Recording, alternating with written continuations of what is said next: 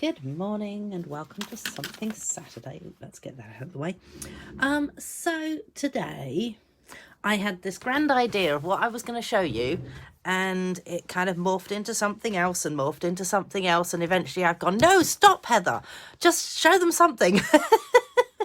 So here I am to show you something. I thought I would have a look at, this was not my original thought at all, okay? My original thought was that I was going to do something with this. And maybe next week I will do something with that. And potentially this week I might still do something with that, which is why it's still there. But so after some thought, I was just playing around with some of the stuff that was already sitting on my desk, and I went to grab a card out of my, I have sort of pre-cut, I have packs of pre-cut cards that some of them are now out of date, the colours, but I don't really care when I'm just making up cards for random things. So I have pinks and sort of pinky type colours in that one, and then I have random other colours in this one.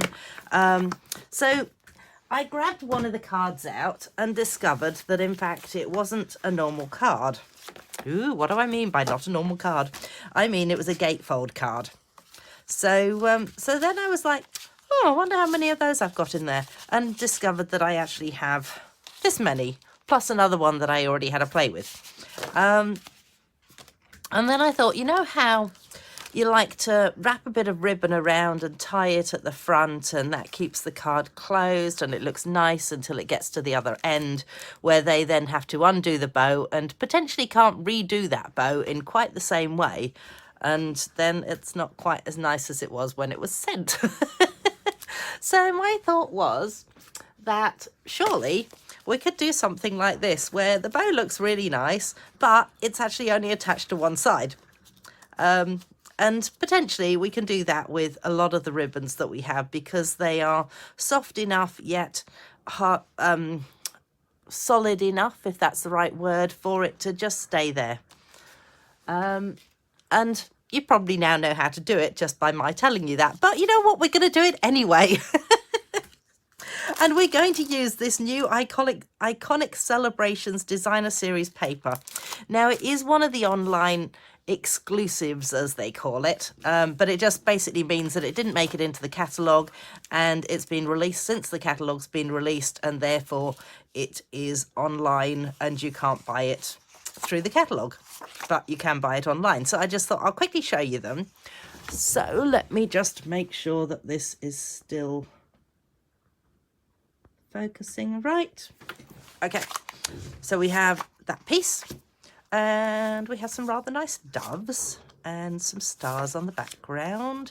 Not really sure that I'm up for pumpkins, but the background's kind of nice, the back. Then we got some little purple trees and some somewhat nicer snowflakes. In case you hadn't gathered, I'm not terribly impressed with some of them, but it's kind of cool that the flip side is much nicer. I really quite like this one, and unfortunately I also really quite like that one. It's always the way, isn't it? The best ones have a double-sided.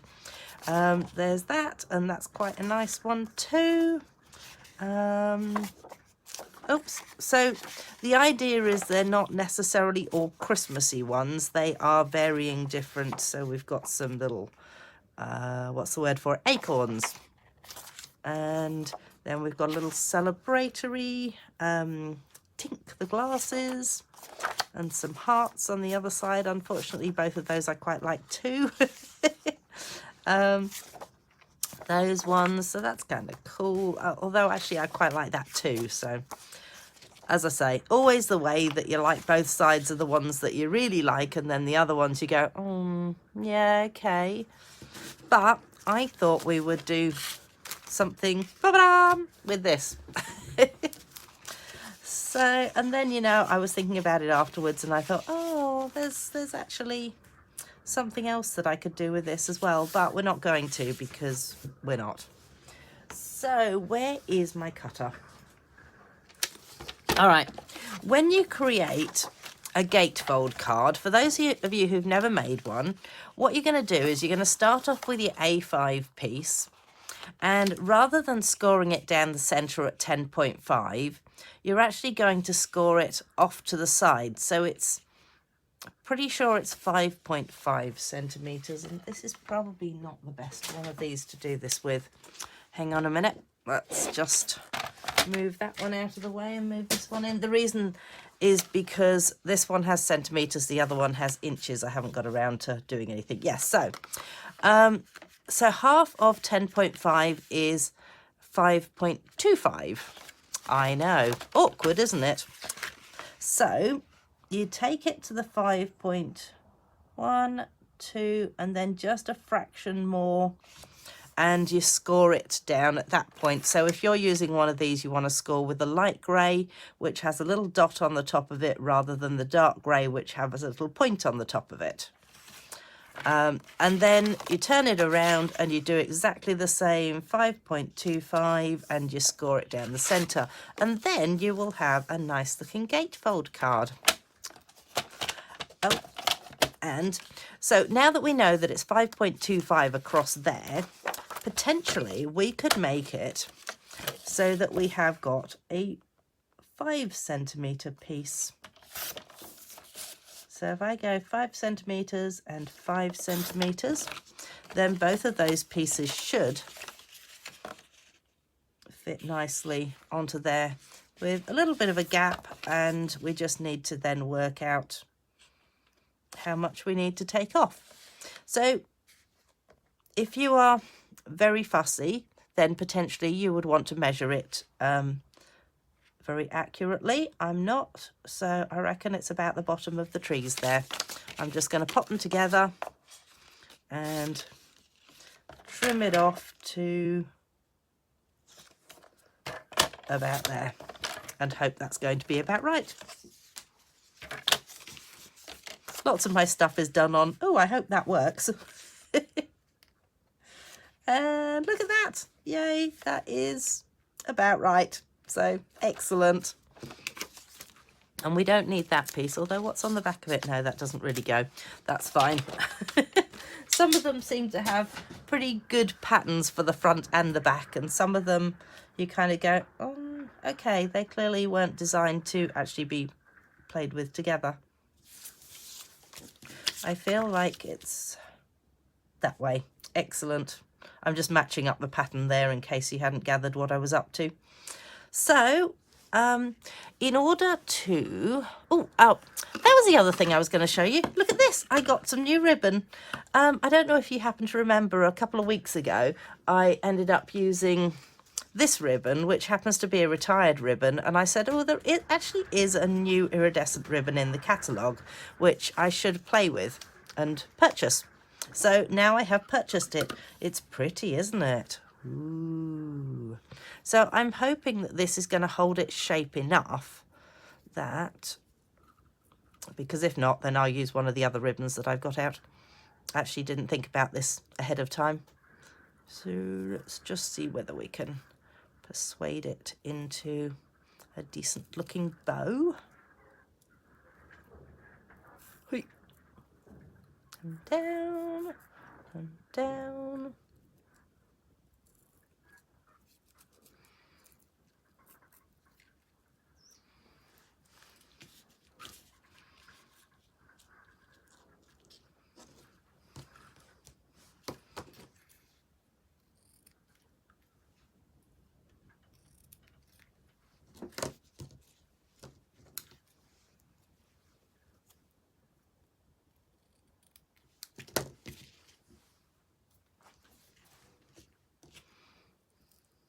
So I feel like that will work. And now you want it to look like this goes around the whole card like this, and then it sort of ties in the middle. So that's what you want it to look like it's doing, although it's not going to, clearly, because what we're going to do is we're actually going to tuck this underneath here so that it disappears and you don't see the ends of it. So to do that, we need a bit of tear and tape.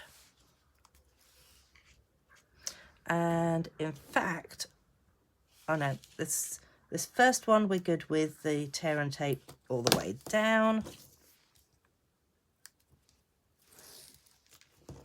And then just if you've got a little bit on the end, just tuck it back onto itself. And that one.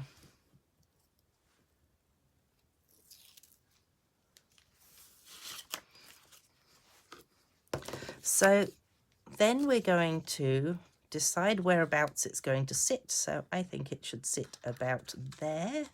Hopefully that is a good place when it comes to tying it together. No, you know what? Actually, I'm going to go up a little higher because I think it'll look nicer if the bow is a little higher on the card. And the other thing I'm going to do is just add a little bit more tear and tape over top of this ribbon, just so that it really cements it in place and people can't go, oh, pull, and pull it apart. Because, you know, we don't really want people to pull our cards apart once we've made them. So then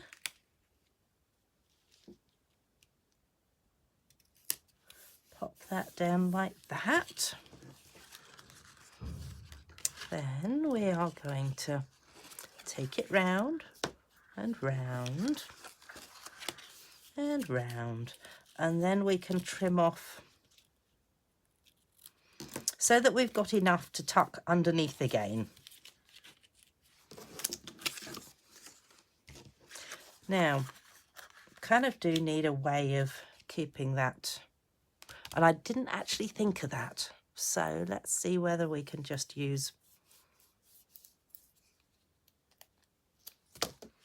just maybe a little bit of the tear and tape in the middle of this.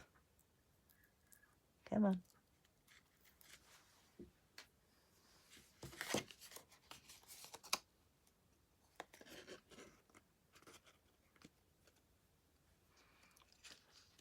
I'm just putting my finger underneath it just to make sure that it's not going to then stick down in a position that I don't want it to stick into, because I don't really want it sort of riding up on the back like that. Clearly didn't work at all well. Excellent. Oh, hopefully now.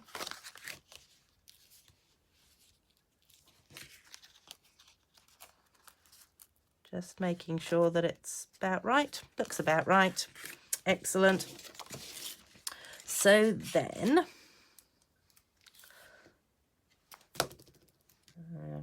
if we pop the tear and tape down on this side will be able to stick down. And then what I want to do is actually put some tear and tape on here, but I'm going to leave it so that I have a bit of a gap in the middle. There's a reason behind this. I did work this out earlier.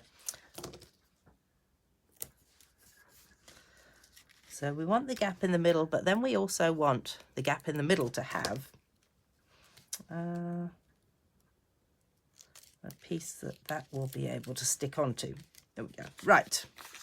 So you then want to tear off a little bit of, nope, I think it was from that side. So that you have a way of tearing it once you've got it down. And sure. Well, I've got this feeling that I actually did have a little piece on there as well. Yeah, that was it. So I took off that middle piece. That was it. Good. That I've got it sorted. Right. So we want to attach down this side. And then we bring this through.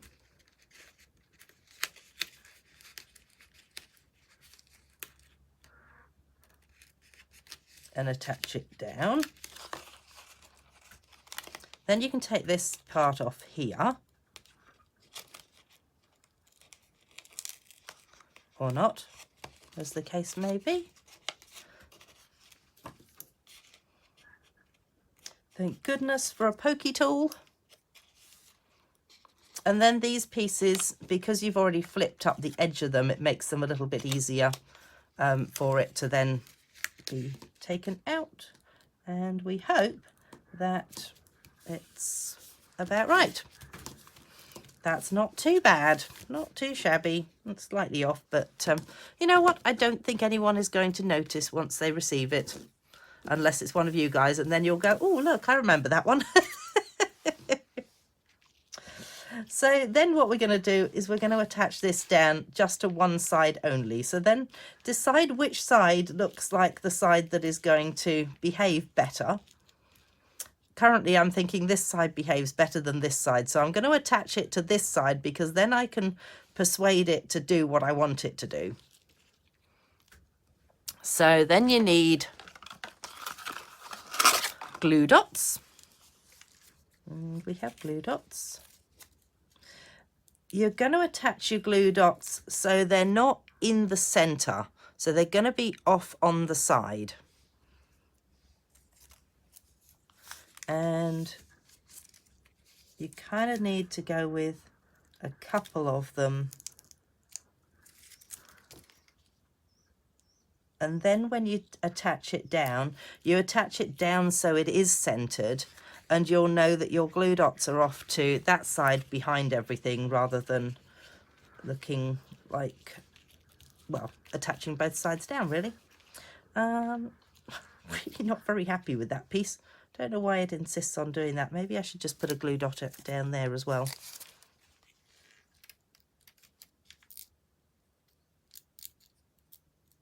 Come on.